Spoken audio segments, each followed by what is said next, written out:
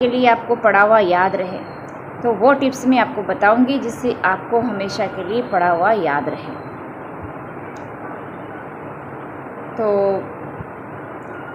वो एक तो आपको जैसे मैं एक छोटा सा वो बताने वाली हूँ आपको। जैसे आप मेडिटेशन तो करते ही होंगे कहीं ना कहीं, किसी न किसी मेडिटेशन उससे ग्रुप से कहीं ना कहीं मतलब उससे जुड़े हुए होंगे सोशल मीडिया पे।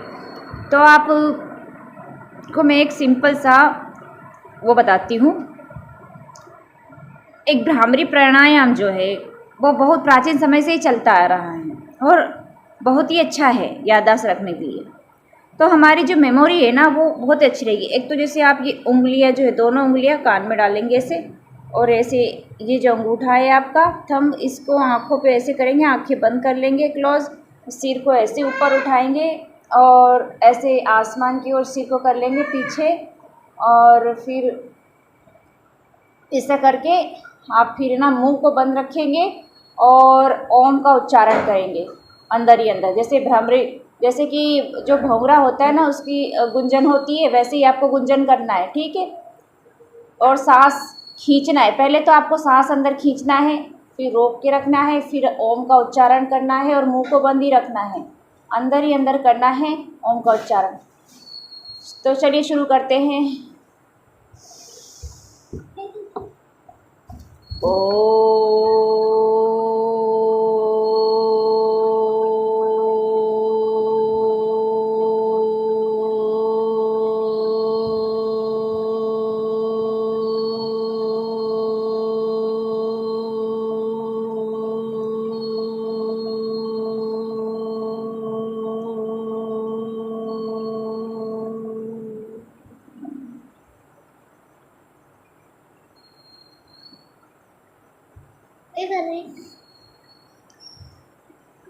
ऐसे आपको 3 टाइम्स या 4 टाइम्स जितना भी आप कर सकते हैं।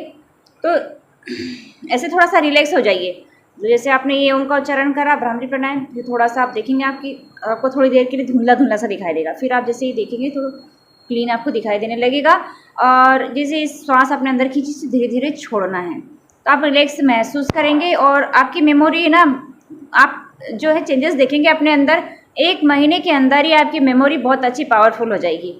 तो आपको सब कुछ पढ़ा हुआ याद रहेगा हमेशा के लिए।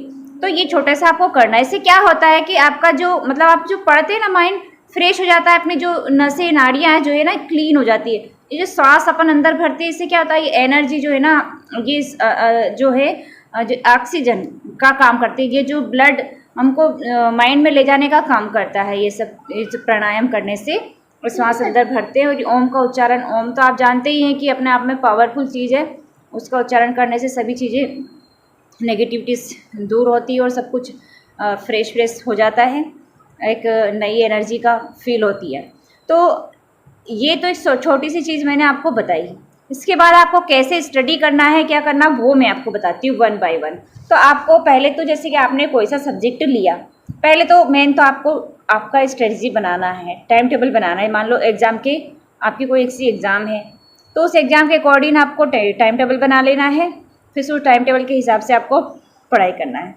तो आपके पास मान लो 1 ही महीने का टाइम है और आपके पास 5-6 सब्जेक्ट पढ़े हैं, तो आपको क्या करना है, तो उन सभी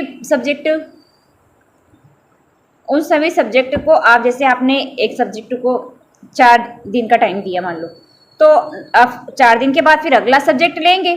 तो जब है ना आपने वो 4 दिन दिए, वो मतलब अगला सब्जेक्ट जब आप शुरू करें उसके पहले आपने जो 4 दिन में जो भी पढ़ा है उसको एक रिकॉल कर लीजिए, रिवाइज कर लीजिए अपने माइंड में कि आपने क्या क्या पढ़ा था, क्या क्या चीज़ें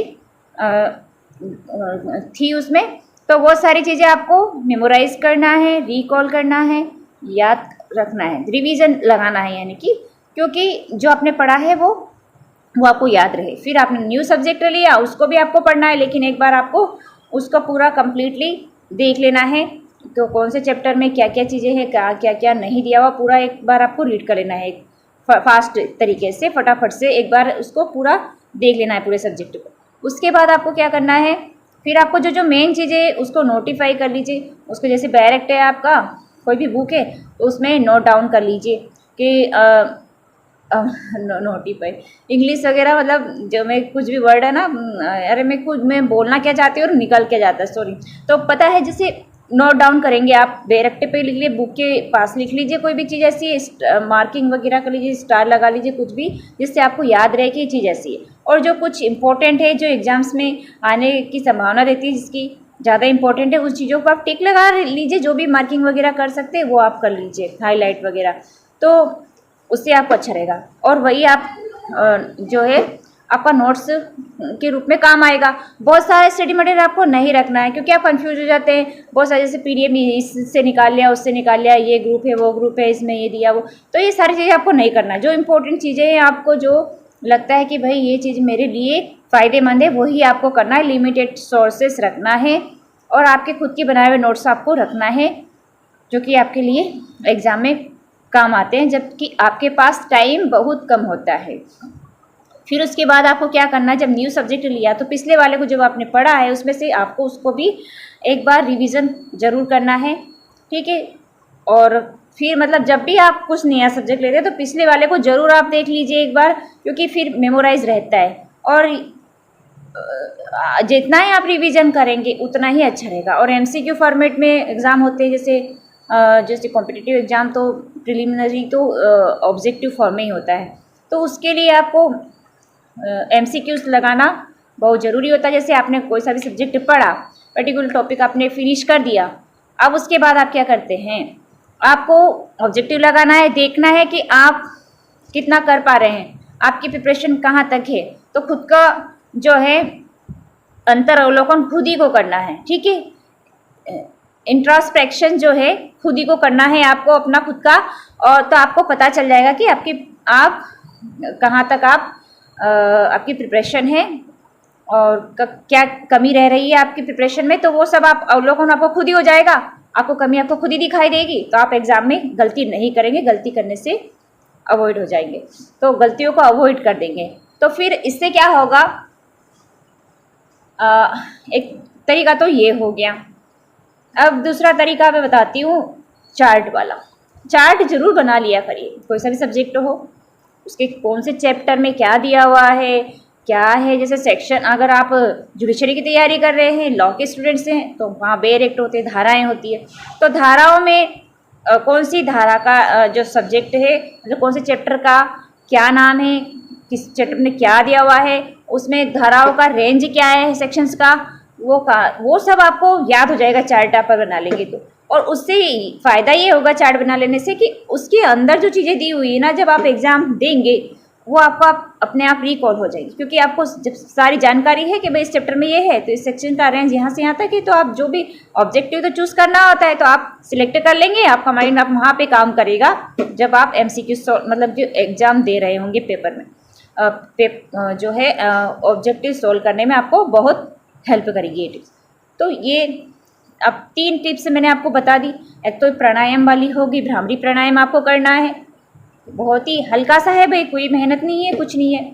दूसरा आपको मैंने बता दिया रिवीजन करना है, नोट्स कैसे करना है, क्या पढ़ना है, लिमिटेड सोर्सेस वगैरह। फिर आपको चार्ट वाली टिप्स बताई, 3 टिप्स आपकी हो गई। अब इसके बाद मैं आपको एक चीज़ और बताती हूँ। हाँ, एक तो अपने आप को फ़ोन नंबर की टिप्स से मैं बता रही हूँ।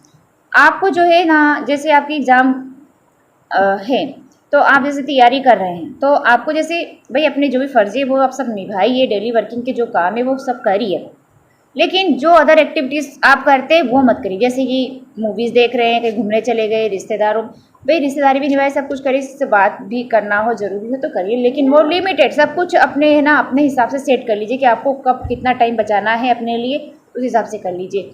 तो आपको टाइम बिल्कुल भी इधर उधर बर्बाद करना नहीं है, ठीक है। और दूसरी बात, सोशल मीडिया का उतना ही यूज़ करिए जितना कि आपको वहाँ से हेल्प मिल सके आपकी एग्ज़ाम के लिए, और आपको नुकसान हो, आपकी एग्ज़ाम में आपको डिस्टर्ब हो, तो ऐसा काम आप मत करिए, ठीक है। तो ये फ़ोन नंबर की टिप्स थी। अब एक टिप्स और मैं बता देती हूँ कि आपको और क्या करना है। आपको एक तो बातें मतलब कई लोगों की जैसे आदत होती है रात में पढ़ने की, तो सुबह नहीं उठ पाते हैं, पर मैं मॉर्निंग में उठने के फ़ायदे आपको बताती हूँ। मॉर्निंग में उठने के बहुत फ़ायदे हैं। एक तो आप देखो फ्रेश एयर होती है, पॉल्यूशन वगैरह कुछ होता नहीं है, सारे सब कुछ वातावरण एकदम शांत होता है, पीसफुल होता है। तो ये एटमॉस्फेयर जो पीसफुल होता है ना, उससे हमको बहुत फ़ायदा होता है। और एक तो देखो ईश्वर से भी जुड़ सकते हैं हम, ईश्वर से जुड़ने का समय बहुत अच्छा होता है सुबह मॉर्निंग में जल्दी उठने का। और दूसरा, हम कुछ भी एक्सरसाइज हल्का फुल्का जो भी करें अपने बॉडी के लिए भी अच्छा होता है। और फ्रेश एयर मिलेगी आपको, उससे आपका जो माइंड में आपको ऑक्सीजन आपका अच्छा रहेगा, ऑक्सीजन लेवल, आपका माइंड अच्छा काम करेगा, ब्लड सर्कुलेशन अच्छा होगा। थोड़ा हल्का फुल्का एक्सरसाइज करेंगे तो आपकी बॉडी अच्छी रहेगी, माइंड अच्छा रहेगा, स्वस्थ मस्तिष्क, स्वस्थ शरीर, और क्या चाहिए। और पढ़ाई करने के लिए यही बहुत ही हेल्पफुल रहती है ये सारी चीज़ें, क्योंकि अगर स्वस्थ शरीर रहेगा तो आप अच्छे से पढ़ाई करेंगे, बीमार नहीं होंगे, आपका माइंड अच्छा रहेगा, फ्रेश रहेगा, आपको पढ़ने में बहुत अच्छा रहेगा। और मेमोरी बहुत अच्छी होती है। जो लोग जल्दी उठते हैं ना, उनकी मेमोरी बहुत अच्छी होती है, उनको ज़्यादा रटने की, ज़्यादा मेहनत करने की ज़रूरत नहीं होती। वो मतलब जैसे एक बार का पढ़ लेते हैं ना, किसी चीज़ को देख लेते हैं तो वो माइंड में सेट हो जाता है सब कुछ। तो जल्दी उठने के तो बहुत फ़ायदे हैं। अगर आप जैसे रात में आपको पढ़ने की आदत है भी, नहीं उठ पाते सुबह जल्दी, लेकिन आप कोशिश करिए सुबह मतलब कम से कम आप उठ जाइए। अब जो जो कुछ टिप्स मैंने बताई है वो आप फॉलो कर लीजिए। थोड़ा बहुत एक्सरसाइज वगैरह, आपको फिर बाद में सोना है तो आप सो जाइए, कोई दिक्कत नहीं, सो जाइए 1 आध घंटे जो भी आपको सोना है। फिर उसके बाद फिर से आप उठ के फ्रेश होके फिर अपनी स्टडी में लग जाइए। और ये टिप्स आप फॉलो कर लीजिए, आपको बहुत ही हेल्प रहेगी। और बाकी जो कुछ भी आपकी क्वेरी है, आपके क्वेश्चन है, वो सबको जो भी है आप कमेंट कर दीजिए, मैं आपको उसका क्वेश्चन दूंगी और अगला वीडियो उसी टॉपिक पर बनाऊंगी। और आप लोग का प्यार इसी तरह बनाए रखिए। Do like, share and subscribe our channel.